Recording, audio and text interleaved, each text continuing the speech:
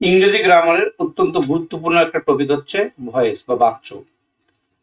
আমরা যত কথাবার্তা বলি এই কথাবার্তার মধ্যে অধিকাংশ কথাবার্তায় অর্থাৎ 80% কথাবার্তায় আমরা পেসিভ ভয়েসে বলি। ভয়েস কিন্তু দুই প্রকার হয়, একটা অ্যাক্টিভ ভয়েস, একটা passive voice.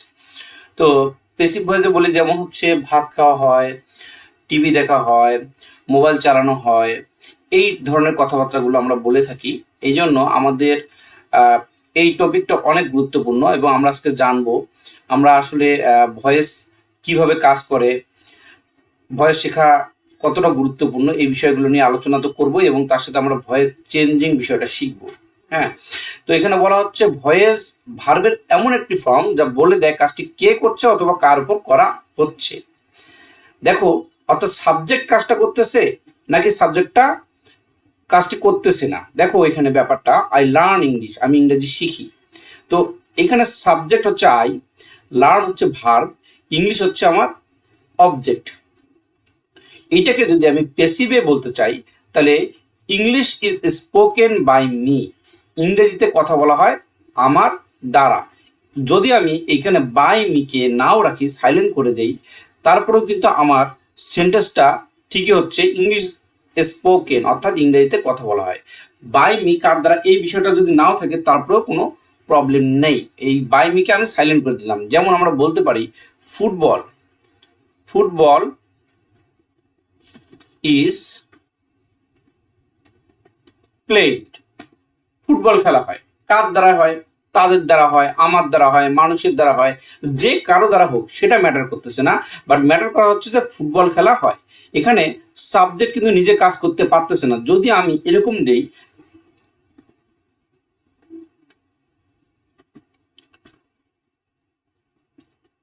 Football place, football place, তাহলে কিন্তু সেন্টেন্সটা ইনকারেক্ট হয়ে যাবে। তাহলে কিছু স্ট্রাকচার মেনটেন করে আমাদেরকে পেসিভ ভয়েস করতে হয়। তাহলে স্ট্রাকচারগুলো আমরা জানবো, আমরা সাবজেক্ট অবজেক্ট চিনবো। এখানে ভয়েসের আলোচনার মধ্যে প্রথমে আসে কাইন্ডস অফ ভয়েস। ভয়েস কত প্রকার? ভয়েস আসলে দুই প্রকার, একটা অ্যাক্টিভ ভয়েস, একটা প্যাসিভ ভয়েস। দেখো, যখন সাবজেক্ট নিজেই কাজ করে তখন সেটা অ্যাক্টিভ ভয়েস হয়ে যায়। সাবজেক্ট যদি নিজে কাজ না করে, অর্থাৎ সাবজেক্টের উপর কাজটি করা হয়, তখন সেটা প্যাসিভ ভয়েস হয়। আমরা একটু সাবজেক্ট অবজেক্ট বিষয় নিয়ে আলোচনা করি, দেখি আসলে সাবজেক্ট কোনগুলো। আমরা আসলে সাবজেক্ট চিনি কি চিনি না, যদি না চিনি তাহলে আমরা একটু দেখি যে কিভাবে চেনা যায় সাবজেক্টকে। হি প্লেস ফুটবল, সে ফুটবল খেলে। এখানে আমরা দেখতে পাচ্ছি সে, এই হি, ইনি কর্তা, ইনি নিজেই কাজটি করেন, তিনি নিজেই ফুটবল খেলেন, অর্থাৎ হি হচ্ছে আমাদের এখানে সাবজেক্ট, ফুটবল হচ্ছে আমাদের ভার্ব এবং সরি প্লেস হচ্ছে আমাদের ভার্ব এবং ফুটবল হচ্ছে আমাদের অবজেক্ট। এখন এই অবজেক্ট চেনার ক্ষেত্রে যদি আমি ভার্বকে কে বা কি দ্বারা প্রশ্ন করি, যে উত্তরটা পাবো সেটাই সাধারণত অবজেক্ট হয়। প্লেকে আমি যদি প্রশ্ন করি যে কে খেলে, তাহলে আমি কিন্তু সাবজেক্ট পাচ্ছি, অবজেক্ট পাচ্ছি না। কি খেলে? ফুটবল খেলে। কি দিয়ে প্রশ্ন করলাম, তাহলে আমি উত্তর পেলাম। তাহলে ফুটবল হচ্ছে আমাদের এখানে অবজেক্ট। আবার এখানে বলা হচ্ছে ফুটবল ইজ প্লেড, অর্থাৎ ফুটবল খেলা হয়। কে খেলে? এখানে কিন্তু অবজেক্ট দেওয়া নেই। কে খেলে এই বিষয়ে কোনো কিছু বলা হয়নি, তার মানে এই সেন্টেন্সের মধ্যে আমরা অবজেক্টকে দেখতে পাচ্ছি না, অথবা অবজেক্ট কি আছে? সাইলেন্ট অবস্থায় আছে। আবার দেখি হি গোজ টু স্কুল, সে স্কুলে যায়। সে কোথায় যায় যদি আমি প্রশ্ন করি, তাহলে স্কুলে যায়। এই টু স্কুল তাহলে আমাদের অবজেক্ট না। এটাকে আমি টু স্কুলকে অ্যাডভার্বিয়াল ফ্রেজ বলতে পারি, বাট এটা অবজেক্ট না, কারণ আমি ভার্বকে প্রশ্ন করতেছি। কে যায়, সাবজেক্টের অবস্থানে আমি হি পাচ্ছি। কি যায়, উত্তর নেই। কি যায়, কে এবং কি দ্বারা যদি সাবজেক্ট ভার্বকে প্রশ্ন করি, যদি আমি উত্তর পাই, সেটা হচ্ছে আমাদের অবজেক্ট। আবার এখানে দেখি হেয়ার ইজ আ বুক অথবা দেয়ার ইজ আ বুক, এই হেয়ার আর দেয়ার কখনো সাবজেক্ট হতে পারে না। এখানে সাবজেক্ট কোনটা? এখানে সাবজেক্ট হচ্ছে এ বুক। আমাদের শুরু থেকে একটা ভুল ধারণা যে আমাদের সেন্টেন্সের শুরুতে যেটা বসে সেটাই সাবজেক্ট। আসলে এমন না ব্যাপারটা। এখানে হেয়ার এবং দেয়ার হচ্ছে অ্যাডভার্ব। এটা কি? অ্যাডভার্ব। স্থান বুঝালে সাধারণত অ্যাডভার্ব হয়। যেমন ধরো এখানে হেয়ার ইজ এ বুক, এখানে একটি বই আছে, বা এখানে একটি বই আছে। আর দেয়ার ইজ এ বুক, সেখানে একটি বই আছে। তাহলে এখানে হেয়ার এবং দেয়ার কি হিসেবে ব্যবহৃত হয়েছে? অ্যাডভার্ব হিসেবে ব্যবহৃত হয়েছে। এ বুক হচ্ছে এখানে আমাদের সাবজেক্ট। এইটা যে সাবজেক্ট তার প্রমাণ আমি তোমাদেরকে আরো একটা দিচ্ছি। দেখো, আমি যদি লিখি এরকম দেয়ার আর টু বুকস, দেয়ার আর টু বুকস দেওয়ার কারণে এখানে টু বুকস যেটা আছে সেটা অনুযায়ী কিন্তু আমাদের কি হয়েছে, ভার্ব হয়েছে। ভালো করে খেয়াল করো, যখন আমি এ বুক লিখতেছিলাম তখন কিন্তু আমাকে এখানে ইজ ব্যবহার করতে হয়েছে, যখন আমি টু বুকস লিখছি তখন কিন্তু আমাকে এখানে আর ব্যবহার করতে হয়েছে। অর্থাৎ সাবজেক্ট অনুযায়ী কিন্তু ভার্ব চেঞ্জ হয়। অর্থাৎ এখানে আমাদের ভার্ব আসছে কি, প্লুরাল ভার্ব ব্যবহার হয়েছে, তাহলে প্লুরাল ভার্ব, তাহলে সাবজেক্ট অবশ্যই প্লুরাল হবে। আর কিন্তু প্লুরাল সাবজেক্ট, সরি, আর হচ্ছে প্লুরাল ভার্ব। টু বুকস হচ্ছে আমাদের প্লুরাল সাবজেক্ট। ইজ এ বুক, এ বুকটা হচ্ছে আমাদের সিঙ্গুলার সাবজেক্ট, আর ইজটা হচ্ছে সিঙ্গুলার ভার্ব। তাহলে আমরা বুঝলাম যে হেয়ার দেয়ার সামনে থাকলে এই হেয়ার দেয়ার কিন্তু আমাদের সাবজেক্ট না। আবার এখানে আমরা খেয়াল করি, birds fly in the sky, পাখিরা আকাশে ওড়ে, এখানে ইন দ্য স্কাই এটা যদি আমরা বলি যে এটা কি অবজেক্ট, অবশ্যই এটা অবজেক্টটা। কেন আমি ভার্বকে প্রশ্ন করি, কি ওড়ে, অবজেক্টের অবস্থানে আমি কিন্তু কাউকে পাচ্ছি না। পাখিরা ওড়ে সেটা সাবজেক্টের অবস্থানে আছে, বাট অবজেক্টের অবস্থানে আমি কাউকে পাচ্ছি না, তাহলে ইন দ্য স্কাই এটা আমাদের কখনো অবজেক্ট হতে পারে না। আবার কাকে ওড়ে, কি এবং কাকে দিয়ে আমি প্রশ্ন করতেছি ভার্বকে, কাকে ওড়ে, তাহলে হচ্ছে না। আমি যদি ভার্বকে হোয়ার দিয়ে প্রশ্ন করি তাহলে আমি পাচ্ছি যে আকাশে ওড়ে। এই আকাশে, এই ইন দ্য স্কাই, এই ইন দ্য স্কাইটা কি, এই ইন দ্য স্কাইটা হলো অ্যাডভার্বিয়াল ফ্রেজ। ভালো করে খেয়াল করো, স্কাই মানে কি, স্কাই, স্কাই মানে হচ্ছে আকাশ, কিন্তু ইন দ্য স্কাই তিনটা মিলে মিনিং হয়ে যাচ্ছে কি আকাশে। ইন দ্য স্কাই মিনিং কি হচ্ছে আকাশে, আকাশে। দেখো সকাল ইংরেজি যদি আমি বলি যে মর্নিং, মর্নিং মানে হচ্ছে সকাল, কিন্তু যখন আমি সকালে বলতে যাচ্ছি তখন আমাকে ইন দ্য মর্নিং বলতে হচ্ছে। তাহলে আমরা কি বুঝলাম, ইন দ্য স্কাই কখনোই কখনোই কি না, অবজেক্ট না। আবার আমরা যদি এরকম সেন্টেন্স লিখি, দেখো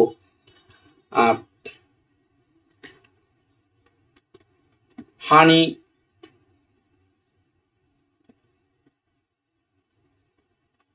সুইট, হানি টেস্ট সুইট, অর্থাৎ মধুর স্বাদ মিষ্ট। এইখানে অবজেক্ট কোনটা, আমাকে যদি প্রশ্ন করা হয় যে এটা অবজেক্ট কোনটা, আমি কিন্তু বলবো যে এখানে অবজেক্ট নেই। কেন অবজেক্ট নেই, তোমরা ভালো করে খেয়াল করে দেখো, এখানে হানি ইকুয়াল টু সুইট, এখানে হানিও যা সুইটও তা, হানিটাই কিন্তু মিষ্ট, এখানে হানির স্বাদ কি মিষ্ট, তা হানিটাও যা সুইটও তা। তাহলে আমরা বলতে পারতেছি এইটা তাহলে কি, এই সুইটটা কি, এই সুইটটা হচ্ছে কমপ্লিমেন্ট, এটাকে বলা হয় সাবজেক্টিভ কমপ্লিমেন্ট। যেমন আরো একটা আমি সেন্টেন্স দিয়ে তোমাদের উদাহরণ দেই, I am a student, I am a student, এখানে এখানে অবজেক্ট কোনটা, তো আমাকে যদি কেউ বলে যে এ স্টুডেন্ট অবজেক্ট, না অবশ্যই না, এটা ভুল। কেন ভুল, এখানে দেখো ভালো করে খেয়াল করে দেখো, এখানে হচ্ছে আই, আই যা এ স্টুডেন্টও তা, I equal a student, student. তাহলে এখানে এ স্টুডেন্ট আর আই যেহেতু একই, তাহলে এটাকে বলা হবে সাবজেক্ট, সাবজেক্টিভ কমপ্লিমেন্ট। কি কমপ্লিমেন্ট বলা হবে, সাবজেক্টিভ কমপ্লিমেন্ট। অর্থাৎ এটা আই এর পূরক হিসাবে এ স্টুডেন্ট ব্যবহার করা হয়েছে, তাহলে এই সেন্টেন্সে কোনো অবজেক্ট নেই। এবং আমরা আবার যদি দেখি, হি ইজ আ টিচার, সে একজন শিক্ষক, তাহলে এখানে এ টিচার, এ টিচার যা আমাদের হিও কিন্তু তাই, হি এবং এ টিচার দুইজনেই সেম। তাহলে আমরা কি বলতে পারি না যে হি ইকুয়াল এ টিচার, তাহলে আমরা এই এ টিচারকে অবজেক্ট কোনোভাবেই বলতে পারি না। তাহলে এটা কি, এটা হচ্ছে হি এর কমপ্লিমেন্ট, অর্থাৎ হি এর পূরক হিসেবে ব্যবহৃত হয়েছে। এখানে হিও যে, এ টিচারও সেই। তাহলে আমরা সাবজেক্ট অবজেক্ট মোটামুটি কিছুটা চিনলাম। তাহলে আবার ভালো করে খেয়াল করো, এখানে হি সাবজেক্ট, ফুটবল অবজেক্ট, এখানে ফুটবল অবজেক্ট এবং এখানে আমাদের কোনো সরি ফুটবল এখানে সাবজেক্ট, এখানে আমাদের কোনো অবজেক্ট নেই। এখানে টু স্কুল কিন্তু অবজেক্ট না, কারণ এখানে আমি ভার্বকে যখন প্রশ্ন করতেছি যে কি বা কাকে যায়, সে যায়, সে কি যায় বা কাকে যায়, কোনো উত্তর আমাদের এখানে পাচ্ছি না। আমরা হোয়ার দিয়ে যদি প্রশ্ন করি যে সে কোথায় যায়, তাহলে স্কুলে যায়। তাহলে এই টু স্কুলটা হচ্ছে আমার কি, এটা অবজেক্ট না, এটা অ্যাডভার্বিয়াল ফ্রেজ। আবার এখানে দেখো হেয়ার এবং দেয়ার, এটা কিন্তু স্থান বুঝাইছে। স্থান বুঝালে সাধারণত অ্যাডভার্ব হয়। তো হেয়ার এবং দেয়ার এখানে আমাদের কি, এটা অ্যাডভার্ব, এটা কোনো সাবজেক্ট না। সাবজেক্ট হচ্ছে এখানে এ বুক, অর্থাৎ এখানে সাবজেক্টের অবস্থান শেষে। আবার দেয়ার আর টু বুকস, এখানে সাবজেক্টের অবস্থান শেষে, টু বুকস অনুযায়ী কিন্তু এখানে আর বসছে, অর্থাৎ সাবজেক্ট প্লুরাল হলে ভার্ব কিন্তু প্লুরাল হয়। আবার এখানে দেখি birds fly in the sky, পাখিরা আকাশে ওড়ে। ইন দ্য স্কাইটা কি, in the sky, in the স্কাইটা হচ্ছে আমাদের অ্যাডভার্বিয়াল ফ্রেজ। এখানে স্কাই মানে আকাশ, কিন্তু ইন দ্য স্কাই মানে আকাশে। কোথায় ওড়ে, স্থান বোঝাচ্ছে, অ্যাডভার্বিয়াল ফ্রেজ। আবার দেখো তুমি এখানে ফ্লাইকে প্রশ্ন করো কে দিয়ে, কে দিয়ে প্রশ্ন করো, পাখিরা ওড়ে, আকাশে ওড়ে। কে ওড়ে তুমি সাবজেক্টের অবস্থানে পাবা, কিন্তু অবজেক্টের অবস্থানে কাউকে পাবা না, তো অবজেক্ট এখানে নাই। আবার কে ওরে কি, কে এবং কি দিয়ে প্রশ্ন করলে আমি কোনো উত্তর এখানে পাবো না। ফ্লাই কে এবং কি দিয়ে প্রশ্ন করলে অবজেক্টের অবস্থানে যদি আমি কাউকে না পাই, তাহলে এখানে অবজেক্ট নেই। আবার দেখো হানি টেস্ট সুইট, এখানে হানি যা, আবার সুইটসও তাই। তাহলে হানি ইকুয়াল টু সুইট আমরা বলতে পারি, তাহলে এটা subjective complement. I am a student, আইও যা, স্টুডেন্টও তাই। তাহলে এই আই আর এ স্টুডেন্ট হচ্ছে আমাদের কমপ্লিমেন্ট। আবার হি ইজ এ টিচার, এটাও কিন্তু আমাদের কমপ্লিমেন্ট। কমপ্লিমেন্ট কিন্তু দুই প্রকার, একটা সাবজেক্টিভ কমপ্লিমেন্ট হয় আর একটা অবজেক্টিভ কমপ্লিমেন্ট হয়। তো আমি সাবজেক্টিভ কমপ্লিমেন্ট সম্পর্কে দেখলাম, আরও আছে, যেমন দে মেড আস ক্যাপ্টেন। আচ্ছা, এখানে আস না দিয়ে তারা আমাদেরকে ক্যাপ্টেন বানাইছে, এটা না দিয়ে আমরা এটা দেই দে মেড মি ক্যাপ্টেন। এইখানে দেখো এখানে অবজেক্ট কয়টা আছে, এইখানে অবজেক্ট একটাই আছে, কি সেটা, মি। কাকে বানাইছে, আমাকে বানাইছে। ভার্বকে আমি প্রশ্ন বানাইলাম, করলাম যে কাকে বানাইছে, আমাকে বানাইছে। এই মি হচ্ছে ক্যাপ্টেন, সরি মি হচ্ছে আমাদের অবজেক্ট, কিন্তু ক্যাপ্টেন এখানে অবজেক্ট না। কেন, তুমি ভালো করে দেখো, তুমি মি ইকুয়াল টু ক্যাপ্টেন লিখতে পারছো,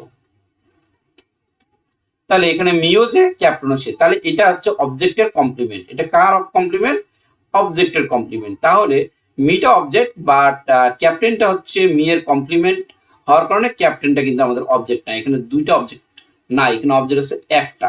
আবার যদি আমি লিখি যে he gave me a pen, সে আমাকে একটা কলম দিয়েছিল। আচ্ছা, সে যে আমাকে একটা কলম দিয়েছিল, এখন দেখো এখানে গেভ যে আছে এটা ভার্ব, সাবজেক্টের পর এটা ভার্ব। এখন মিটা কি, মিটা হচ্ছে আমাদের অবজেক্ট। আবার এই পেনও কিন্তু আমরা অবজেক্ট। ভার্বকে প্রশ্ন করো কাকে দিয়েছিল, আমাকে দিয়েছিল। কি দিয়েছিল, কলম দিয়েছিল। আমি কিন্তু দুইটা উত্তর পাচ্ছি। তাহলে কে এবং কি দ্বারা প্রশ্ন করলে মি এবং এ পেন, দুটো উত্তর আমি পাচ্ছি। তাহলে এই দুইটা হচ্ছে আমার কি, object.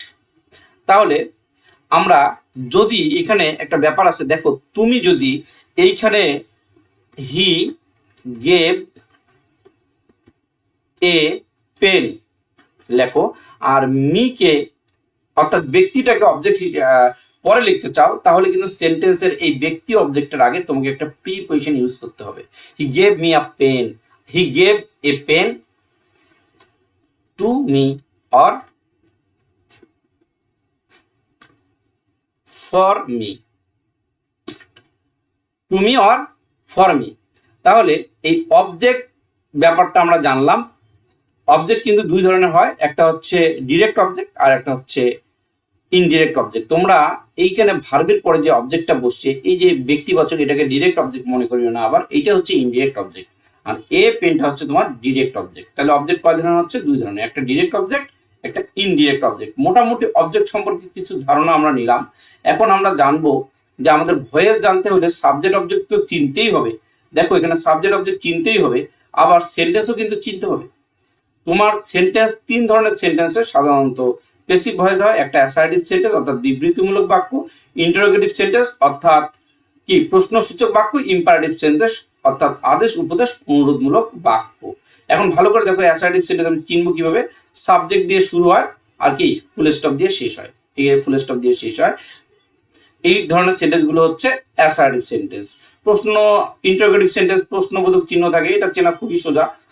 R imperative sentence do দিয়ে শুরু হতে পারে অর্থাৎ ভার্ব দিয়ে শুরু হতে পারে, যেমন open the door, do the work, close the door, অর্থাৎ ভার্ব দিয়ে শুরু হতে পারে। আবার এখানে আমরা দেখছি প্লিজ, অলওয়েজ, নেভার এগুলো দিয়ে শুরু হতে পারে। যেমন প্লিজ, আমি বললাম please give me a glass of water, please give me a glass of water, please give me a glass of water. always speak the truth, always দিয়ে শুরু হতে পারে, যখন সদা সত্য কথা বলবে always speak the truth। আবার বলা হচ্ছে কি বলা হচ্ছে নেভার টেল আ লাই, কখনো মিথ্যা বলিও না। এগুলো ইম্পারেটিভ সেন্টেন্স, এগুলো চিনতে হবে কারণ এই সেন্টেন্সগুলোর আমরা ভয়েস চেঞ্জ করব। তারপরে সবচেয়ে আরও একটা গুরুত্বপূর্ণ বিষয় সেটা হচ্ছে টেন্স। টেন্স তো জানতেই হবে। টেন্স অনেক সোজা, তোমরা টেন্সের আলাদা একটা ক্লাস করবে আমার, অথবা এখানে আমি টেন্স দেখা দিচ্ছি। আমাদের মোটামুটি এখান থেকে আমরা দেখব টেন্স। যেমন he gave me a ring, এটা আমাদের কোন টেন্স আছে। দেখো ভার্ব দেখে কিন্তু টেন্স চেনা যায়, ভার্ব দেখলেই তুমি বুঝতে পারবা কোন টেন্সে আছে। একটা ভার্বকে কত রকম ভাবে লেখা যায়, বেসিক্যালি 7 রকম ভাবে লেখা যায় একটা ভার্বকে, বাট আমরা এখানে আপাতত ভার্বের 3টা ফর্ম সম্পর্কে জানবো। যেমন গিভ, এখানে তোমাদের জন্য আমি বোঝার সুবিধার জন্য দিচ্ছি। যেমন প্রেজেন্ট ফর্ম গিভ, গিভ, এই গিভের পাস্ট ফর্ম কি গেভ, তারপরে পাস্ট পার্টিসিপল ফর্ম অর্থাৎ V3 ফর্ম যেটা শর্টকাটে বলি আমরা সেটাকে বলি গিভেন, গিভ, গেভ, গিভেন। এখন দেখো সাবজেক্টের পরে এটাকে বলে V1, এটাকে বলে V1, এটা হচ্ছে V2, এটা হচ্ছে V3, শর্টকাটে বলে V1, V2, V3। তো আমি সাবজেক্টের পরে যদি V2 ফর্মটা ইউজ করি তাহলে এটা অবশ্যই আমাদের কোন টেন্স, পাস্ট ইনডিফিনিট টেন্স। সাবজেক্টের পরে যদি আমি V1 ইউজ করি তাহলে সেটা হচ্ছে প্রেজেন্ট ইনডিফিনিট টেন্স। আর এটা সাধারণত হ্যাভ হ্যাজের পরে ব্যবহার করা হয় অথবা প্যাসিভ ভয়েসে ব্যবহার হয় V3 ফর্মটা। তো আমরা দেখি হি ইজ এ টিচার, এটা কোন টেন্স। এইখানে ইজ ছাড়া কি আর কোনো ভার্ব আছে না, আর কোনো ভার্ব নাই। তাহলে যে সেন্টেন্সে একটা ভার্ব সেটা হচ্ছে মেইন ভার্ব, এটা কিন্তু মেইন ভার্ব, এটা কিন্তু প্রেজেন্ট ইনডিফিনিট টেন্স। আবার দেখো হি গোজ টু স্কুল, আমরা জানি যে গো ভার্বটাকে আমি 3টা ফর্ম যদি লিখি, গো, একটা লিখি ওয়েন্ট, আর একটা লিখি গন, গো ওয়েন্ট গন, এই যে 3টা ফর্ম আমি লিখলাম, এখানে কোন ফর্মটা আছে গো। তাহলে এই গো এর সাথে থার্ড পারসন হওয়ার কারণে এস বাই এস যোগ হয়ে আছে। তো আমরা দেখতে পাচ্ছি যে হি গোজ, তাহলে এটা আমাদের কোন টেন্স, আমরা বলবো যে এটা আমাদের প্রেজেন্ট ইনডিফিনিট টেন্স, কারণ সাবজেক্টের পরে V1 আছে। আবার দেখো দে মেড, এই মেড যে ভার্বটা আছে এই ভার্বের 3টা ফর্ম, কি কি ফর্ম আছে, একটা make, make, made, made, make, made, made, 3টা ফর্ম আছে। এই 3টা ফর্ম আমরা দেখলাম। তো এখানে সাবজেক্টের পরে V2 ফর্মটা ইউজ করা হয়েছে, তার মানে এটা কোন টেন্স, পাস্ট ইনডিফিনিট টেন্স। আমি একটু আগে বলছি সাবজেক্ট প্লাস V2 হলে কোন টেন্স, পাস্ট ইনডিফিনিট টেন্স। ওকে, আর একটু আগে কিন্তু আমরা দেখছিলাম এই যে মি, এই মি এবং এই যে ক্যাপ্টেন, এটা কি, এটা হচ্ছে এখানে অবজেক্ট হচ্ছে মি কিন্তু ক্যাপ্টেন কিন্তু অবজেক্ট না। এইটা কি, এইটা হচ্ছে কমপ্লিমেন্ট। কার কমপ্লিমেন্ট, এটা হচ্ছে অবজেক্টের কমপ্লিমেন্ট। আবার দেখো আমাদের এক্সট্রা কিছু জিনিস জানতে হবে, যেমন সাবজেক্ট, আই হচ্ছে সাবজেক্ট, আই এর অবজেক্ট ফর্ম কি মি। আবার উই এর অবজেক্ট ফর্ম কি, উই হচ্ছে সাবজেক্ট, উই এর অবজেক্ট ফর্ম হচ্ছে আস, এই যে আস। আবার দেখো উই অল থাকলে আমাদেরকে অবজেক্টের অবস্থানে অল অফ আস লিখতে হবে। ইউ থাকলে ইউ এর অবজেক্ট ফর্ম হচ্ছে ইউ, হি থাকলে হি এর অবজেক্ট ফর্ম হচ্ছে হিম, শি থাকলে শি এর অবজেক্ট ফর্ম হচ্ছে হার, দে থাকলে দের অবজেক্ট ফর্ম দেম, আবার দে অল থাকলে এর অবজেক্ট ফর্ম হচ্ছে অল অফ দেম। ইট থাকলে ইটের অবজেক্ট ফর্ম কি, ইটের অবজেক্ট ফর্ম ইট। রহিম, যে কোনো একটা নাম থাকলে ওই নামের অবজেক্ট ফর্ম হচ্ছে ওই নামটাই হয়। যে কোনো নাম থাকলে অবজেক্ট হিসেবে আমরা সেই নামটা ইউজ করতে পারি। আবার দেখো আমি কিন্তু তোমাদের জন্য সুবিধার জন্য আবার এখানে টেন্সটা লিখছি সিম্পল প্রেজেন্ট টেন্স। আমরা এই সিম্পল প্রেজেন্ট টেন্সের যদি এখন ভয়েস চেঞ্জ করতে চাই, আগে এই সিম্পল প্রেজেন্ট টেন্সটা চিনতে হবে। এটা চিনবো কিভাবে, সাবজেক্ট থাকবে তারপরে ভার্বের ফার্স্ট ফর্ম, সাবজেক্ট প্লাস যেটা শর্টকাটে বলি V1, সাবজেক্ট প্লাস V1 থাকলে সেটা হচ্ছে ভার্বের বেস ফর্ম। আচ্ছা দেখো এখন এইখানে রাইট রোড রিটেন লিখছি, অর্থাৎ তিনটা ভার্ব সম্পর্কে আমি লিখছি, একটা রাইট লিখছি, একটা কি লিখছি রোড লিখছি, আর একটা আমি রিটেন লিখছি, রাইট রোড রিটেন। তো তোমরা একটা জিনিস খেয়াল করো, এখানে তিনটা ফর্ম আছে। যদি আমি ভয়েস চেঞ্জ করতে চাই, এখানে দুই ধরনের ভয়েসের কথা লেখা হয়েছে, একটা অ্যাক্টিভ ভয়েস, একটা প্যাসিভ ভয়েস। অ্যাক্টিভ ভয়েসে শি রাইটস এ লেটার, এটা অ্যাক্টিভ আছে, দেখো সাবজেক্ট নিজে কাজ করতে পারে। আচ্ছা, এ লেটার কি অবজেক্ট? হ্যাঁ অবজেক্ট। ভার্বকে তুমি প্রশ্ন করো, শি রাইটস এ লেটার, সে একটি চিঠি লেখে। সে কি লেখে? একটি চিঠি। এখানে অবজেক্ট হচ্ছে কিন্তু কি এ লেটার। তাহলে আমাদের ভয়েস চেঞ্জের নিয়ম হচ্ছে এই অবজেক্টটা হয়ে যাবে পেসিভ ভয়েসে সাবজেক্ট, এই অবজেক্টটা হয়ে যাবে পেসিভ ভয়েসে কি সাবজেক্ট। এবং এটা যেহেতু প্রেজেন্ট টেন্স আছে, এই অনুযায়ী প্রেজেন্ট টেন্স অনুসারে এম ইজ আর বসাতে হবে। প্রথমে তাহলে আমি অবজেক্টকে বানাবো সাবজেক্ট, তারপরে এম ইজ আর বসাবো। কি বসাবো? এম ইজ আর। তারপরে এই যে ভার্বটা যে দেখতেছো, এই ভার্বটার 3 নম্বর ফর্ম, অর্থাৎ এই যে এখানে রাইট রোড রিটেন, আমরা বসাবো রিটেন। তাহলে এ লেটারের পরে তো ইজ হয়, আর হয় না, কারণ a letter singular subject. A letter হচ্ছে কি সাবজেক্ট আমাদের? Singular subject. আচ্ছা, এ লেটারের পরে ইজ হয়, আর হয় না। তারপরে আমাদের কি হয়? এ লেটার ইজ, তারপরে আসছে দেখো এখানে written.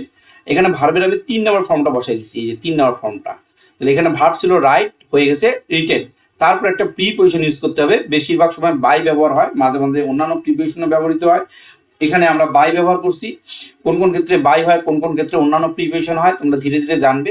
A letter is written by, তারপরে এই সাবজেক্টের অবজেক্টিভ ফর্ম, অর্থাৎ সি এর অবজেক্টিভ ফর্ম কি? হার। তাহলে সি এর অবজেক্টিভ ফর্ম আমি দিয়ে দিছি এখানে হার। দেখো তোমরা এখানে সি এর অবজেক্ট ফর্ম একটু আগে শিখেছি হার। তাহলে আমাদের কি হলো? She writes a letter, a letter অবজেক্টটা হয়ে গেল সাবজেক্ট, তারপরে ইজ, অর্থাৎ এই টেন্স অনুযায়ী কিন্তু ইজ বসছে। পাস্ট টেন্স হলে ওয়াজ হওয়ার বস্তু, প্রেজেন্ট ইনডিফিনিট এই জন্য ইজ বসছে। A letter is written by কি? হার। They play football. দেখো এখানে অবজেক্ট কোনটা আমাদের? সাবজেক্ট হচ্ছে দে, প্লে হচ্ছে আমাদের ভার, আর ফুটবল হচ্ছে অবজেক্ট। কিন্তু ভয়েস পারতে হলে সর্বপ্রথম আমাদেরকে টেন্স নির্ণয় করতে হবে। এবং এটা কোন সেন্টেন্স? এটা অ্যাসার্টিভ সেন্টেন্স। কেন? সাবজেক্ট দিয়ে শুরু হয়েছে, ফুল স্টপ দিয়ে শেষ হয়েছে। তাহলে দেখো এখানে আমাদের অবজেক্ট হচ্ছে ফুটবল, এই ফুটবল হয়ে যাবে এখন সাবজেক্ট ফুটবল। তারপরে আমরা ওই টেন্সের ভার্ব ইউজ করব ইজ। তারপরে আমাদের ভি3 অর্থাৎ প্লে, প্লের পাস্ট ফর্ম হচ্ছে প্লেড, আর ভি3 ফর্ম কি? ভার্বের 3 নম্বর ফর্ম হচ্ছে প্লেড, PLAYD লিখলাম প্লেড, বাই দিলাম একটা। এখন আমি কি করব বলো? এই ডে যে সাবজেক্ট আছে, এই সাবজেক্টের অবজেক্টিভ ফর্ম ইউজ করব, অর্থাৎ দেম দিব, দেম দিলাম। এখানে অ্যাসাইড ইন্টারোগেটিভ একটা সেন্টেন্স লিখছি, এটা আজকে আমরা শিখবো না, কারণ তোমাদের আগে কি শেখার দরকার? আগে অ্যাসাইডের সেন্টেন্সটাই ভালো করে শেখার দরকার। তো এখানে একটা অন্য সেন্টেন্স লিখি, যেমন he gave me a ring, সে আমাকে একটা কি দিয়েছিল? আচ্ছা, গিফট। গিভ এটা পাস্ট হয়ে যাচ্ছে, আমরা গিফট দিয়ে করি।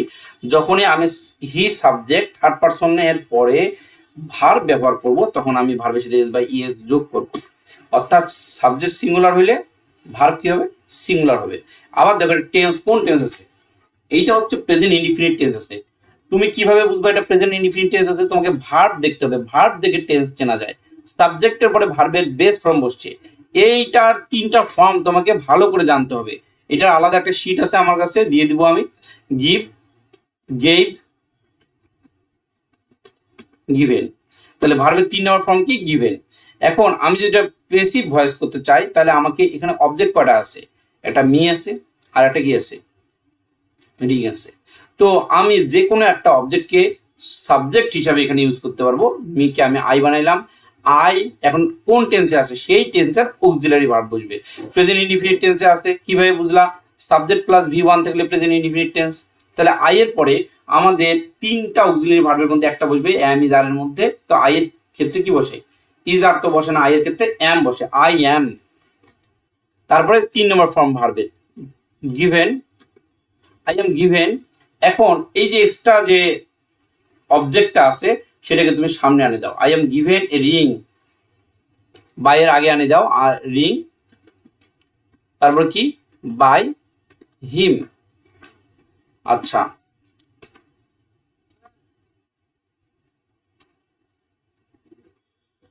I am given a ring by হিম।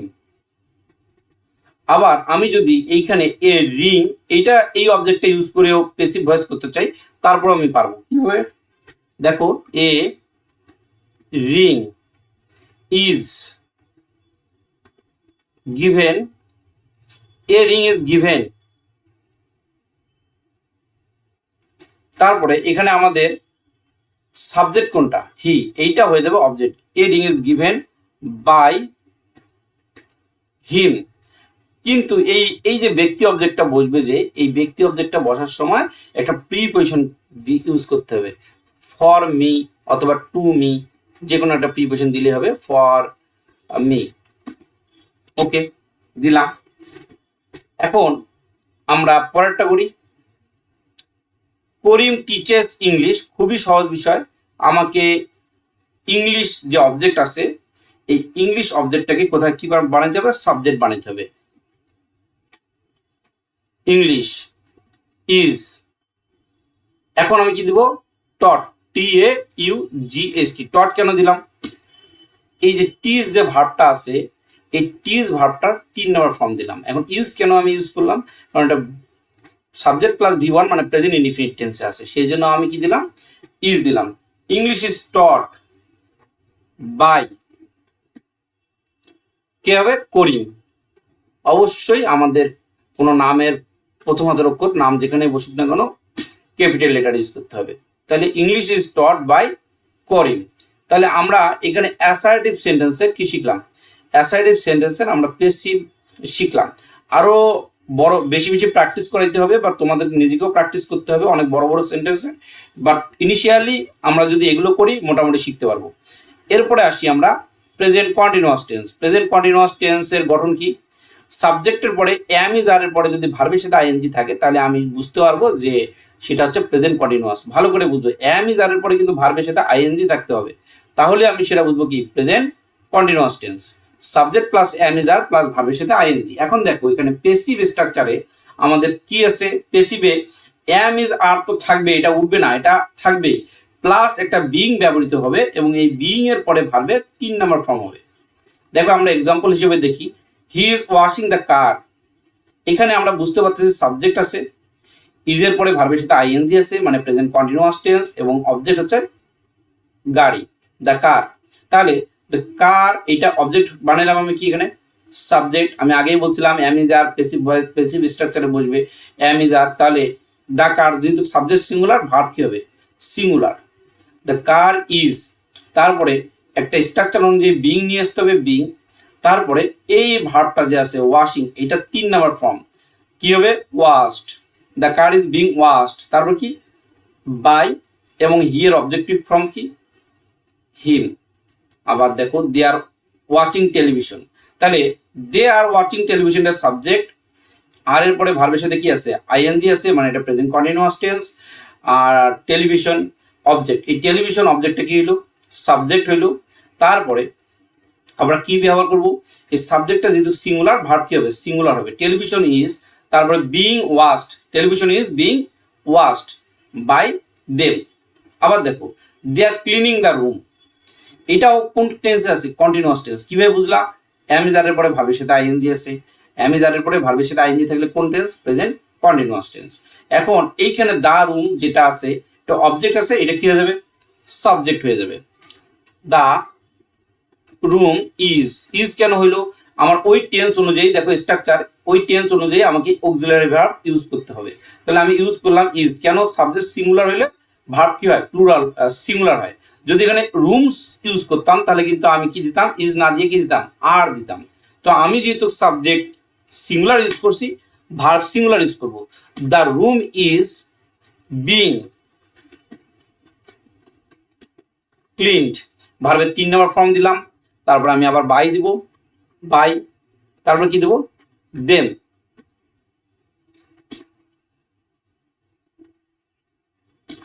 তো the room is being clean by them, their objective from them. এরপরে আবার দেখো, এটা আমি ইন্টারোগেটিভ করছি, বাট তোমাদেরকে আজকে ইংরেজি এটা শেখার দরকার নাই, তোমরা আগে অ্যাসার্টিভ সেন্টেন্সই ভালো করে শেখো। শি ইজ কুকিং রাইস, এটা কোন টেন্স, আমরা দেখেই বুঝতে পারতেছি এটা প্রেজেন্ট কন্টিনিউয়াস টেন্স। তাহলে প্রেজেন্ট কন্টিনিউয়াস টেন্সে কি হয়, আমাদের অ্যামিজারের পরে ভার্বের সাথে আইএনজি হয়, ভার্ব দেখলে টেন্স চেনা যায়। তাহলে আমাদের এটা যদি পেসিভ ভয়েস করতে চাই তাহলে আমরা কি করব, প্রথমে রাইস অবজেক্টটা সাবজেক্ট বানাই দেবো, তারপরে রাইস ইজ, এখন বিং দিতে হবে। কেন বিং দিতে হবে, ভার্বের সাথে আইএনজি থাকলে বিং, তারপরে এই যে ভার্বটা আছে ভার্বের 3 নম্বর ফর্ম, তো এখানে কুক হচ্ছে বেস ফর্ম, এই কুকের সাথে আমরা যদি ইডি দিয়ে দেই তাহলে 3 নম্বর হয়ে যাবে, COOKED, কুকড। বাই, বাইয়ের পরে সি এর অবজেক্ট ফর্ম কি, হার। সরি, তোমরা এই পর্যন্ত আজকে খুব ভালো করে প্র্যাকটিস করবে, তাহলে আমি আরও তোমাদের নেক্সট ক্লাসে পরবর্তী টপিকগুলো নিয়ে আলোচনা করব ভয়েসের।